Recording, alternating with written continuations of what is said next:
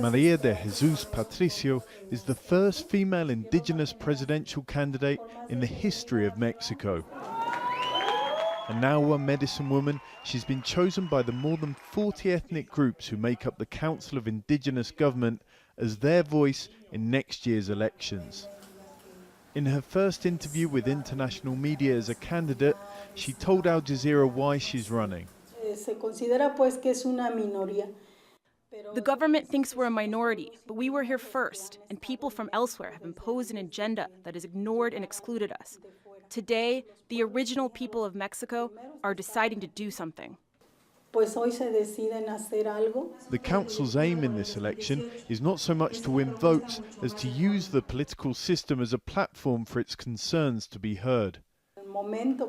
We're taking part in the 2018 elections to use the tool the government uses to manipulate people against them.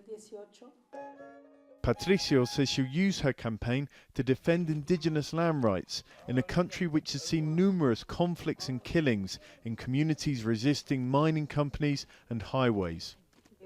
What we want to highlight are projects that are threatening communities. The contamination of rivers, deforestation to build motorways. We don't agree with these projects. They're from outside of the communities, and they're just looting what we have. Patricio is also supported by the Zapatistas, indigenous farmers famous for rebelling against the government for more than 20 years. They suggested a female candidate to highlight that among an indigenous population of whom 7 out of 10 live in poverty, women often suffer even more.